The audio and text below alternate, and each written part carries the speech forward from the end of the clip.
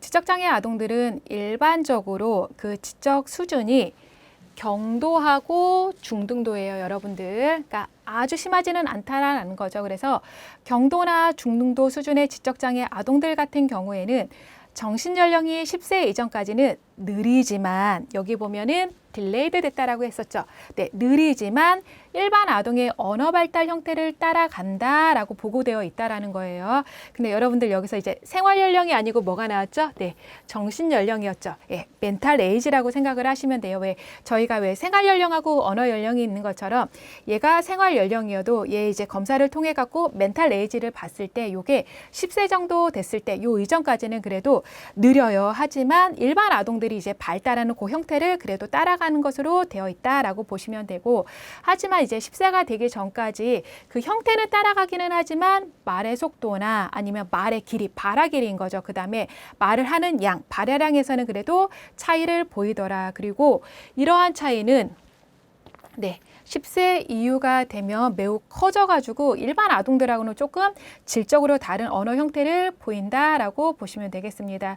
그리고 이런 지적장애 아동들의 이제 언어 특성 같은 경우에는 뭐에 따라 달라지냐? 지적장애 유형이나 아니면 지적장애 정도인 거죠. 중증도나 아니면 얘네한테 제시된 언어 과제나 그 다음에 환경에 따라서 개인차는 있다라고 보시면 되겠습니다.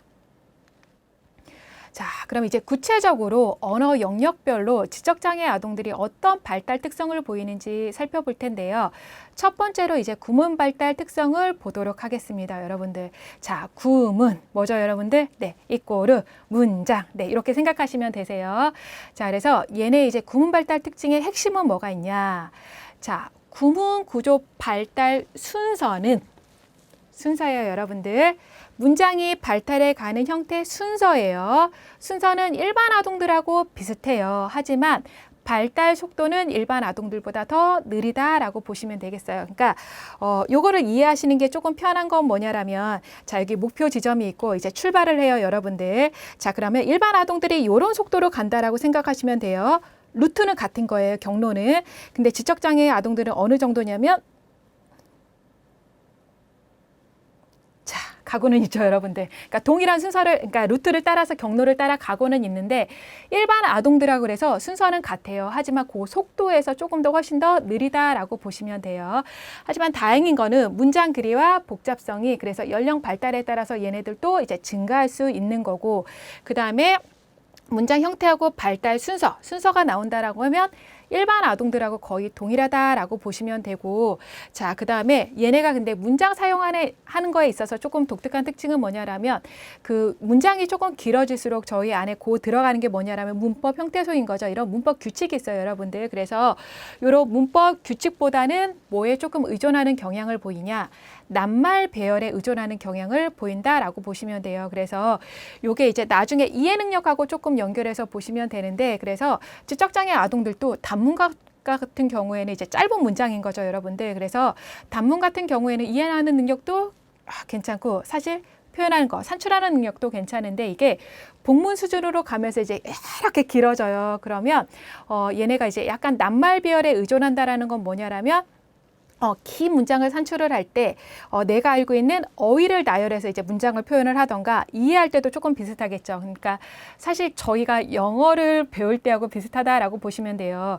저희도 왜 영어 짧은 문장 같은 경우는 그 정도는 할 수 있지 그렇게 해요. 근데 만약에 긴 문장이 막 이렇게 길어지면 저희 어떻게 하고 있나요? 네, 이렇게 가만히 듣고는 있죠. 그런데 그거 어떻게 해석하죠? 네, 알고 있는 어휘 몇 개 골라가지고 대충 이런 내용이겠다 이렇게 생각을 하는 거잖아요. 그래서 그렇게 조금 이해하시면 편하실 것 같아요. 그래서 얘네 같은 경우에는 이제 지적장애 아동들 같은 경우에는 이런 어떤 문법 규칙보다는 알고 있는 낱말 배열에 의존하는 경향을 조금 많이 보인다라고 보시면 되고, 자, 그 다음에 새로운 구문 형태를 학습하는 시간이 오래 걸려요. 그러니까 학습의 시간이 오래 걸리는 거죠. 그러니까 이게 아까 저희가 왜 일반적인 특성을 봤을 때 그 주의 집중하는 것도 늦고 그다음에 기억하는 능력에서도 조금 낮은 경향을 보였어요. 그래서 새로운 구문 형태를 학습한다라는 거는 거기에 주의 집중을 하고 요거를 기억을 해야 하는 능력이 필요하기 때문에 이런 새로운 구문 형태를 학습하는 데 시간이 오래 걸린다라고 보시면 되고,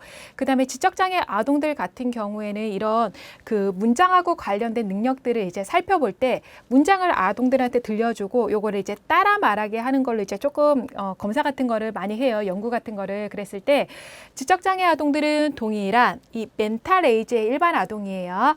자, 요거는 어떤 개념이냐면 얘가 15살인데 멘탈 에이지는 10살이에요. 그러면 이 자기하고 같은 일반 10살 된 일반 아동들인 거죠.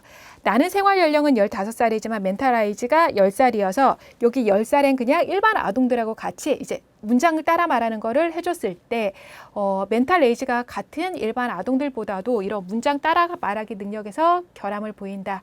그러니까 따라 말하기 자체가 어렵다라는 건 뭐냐라면 새로운 걸 습득하는데 오래 걸린다. 조금 같이 보시면 좋으실 것 같아요. 자, 근데 지적장애 아동들 같은 경우에 복잡한 구문 형태의 학습이 불가능하냐?